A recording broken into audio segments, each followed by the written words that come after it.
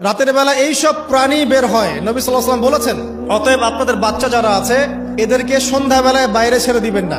এখন কিন্তু প্রচুর ঘটনা ঘটছে, প্রচুর জিনঘটিত ঘটনা ঘটছে, জাদুটোনা করা হচ্ছে, বানটোনা করা হচ্ছে না? নবী সাল্লাল্লাহু আলাইহি ওয়াসাল্লাম বলেছেন, রাতের বেলা তোমরা বাচ্চাদেরকে সন্ধ্যাবেলা ছেড়ে দিও না, আগে ভালো করে সন্ধ্যাটা হয়ে যাক, যদি ছাড়তে হয় তারপর ছেড়ো। তারপর রাতের রাত যখন গভীর হবে তখন তোমরা এলোপাথালি ঘোরাফেরা করো না, রাস্তাঘাটে বনে জঙ্গলে ঘোরাফেরা করো না, কারণ এই সময় এমন কিছু মাখলুককে আল্লাহ পাক ছেড়ে দেন যাদেরকে তোমরা দেখো না। এখন সায়েন্সের যুগ তো, মানুষ মনে করে এগুলোর কোনো ভিত্তি নাই মনে হয়। কোরআন বলছে জাদু সত্য, কোরআন বলছে জাদু সত্য। কোন সূরা? সূরা বাকারা আয়াত নাম্বার 101, 101, 102 পড়ে দেখেন। ওয়াত্তাবিউ মা তাতলু শায়াতিন আলা মুলকি সুলাইমান, এই আয়াতটা পড়েন, বিশাল একটা আয়াত আছে। ওয়ামা কাফারা সুলাইমান ওয়ালাকিন্নাশ শায়াতিন কাফারু ইউআল্লিমুনা আন-নাস সিহর। এই সিহর দিয়ে কি হতো? মা ইউফাররিকুনা বিহি বাইনাল মারই ওয়া যাওজি। সুলাইমান আলাইহিস সালামের সময় এই জাদুবিদ্যার প্রচলন ছড়িয়ে পড়ে। এই জাদু মানুষ শিখে কি করছিল? নারী পুরুষের মাঝখানে, স্বামী স্ত্রীর মাঝখানে বিভেদ সৃষ্টি করছে। এখন দেখেন না, পরিবারের স্বামী স্ত্রীর বন্ধন ভেঙে যায় না, কেউ কাউকে দেখতে পারে না, এমন হচ্ছে না? খুব ভালো সম্পর্ক হঠাৎ করে সম্পর্ক খারাপ। এই জাদুবিদ্যা সত্য।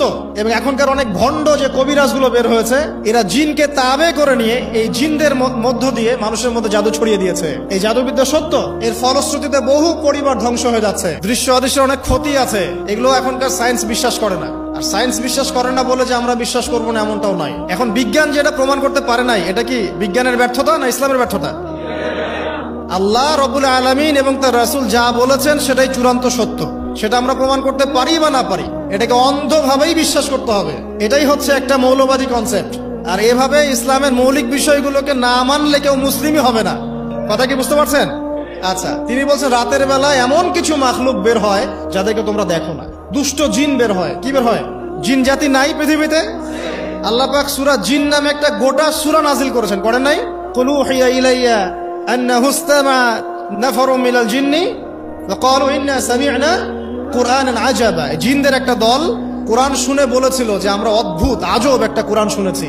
তারপর তারা গিয়ে তাদের কওমের কাছে ইসলামের দাওয়াত দেয়, ওই কওম ইসলাম কবুল করে।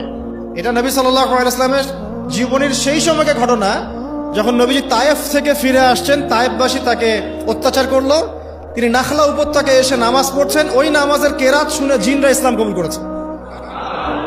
তো সূরা জিনে আল্লাহ পাক এই কথা নাজিল করেছেন। তো আল্লাহ পাক যে বলছেন জিন জাতি আছে, আল্লাহ কি মিথ্যা কথা বলছেন? নাকি নাসা যখন বলে এলিয়েন আছে তখন ওইটা সত্য, আর আল্লাহ বলছেন জিন জাতি আছে এটা মিথ্যা?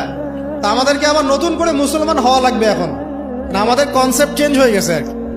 আবার দেখেন আল্লাহ পাক বলছেন সূরা জারিয়াতের 56 নম্বর আয়াতে, ওয়ামা খালাকতুল জিন্না ওয়াল ইনসা ইল্লা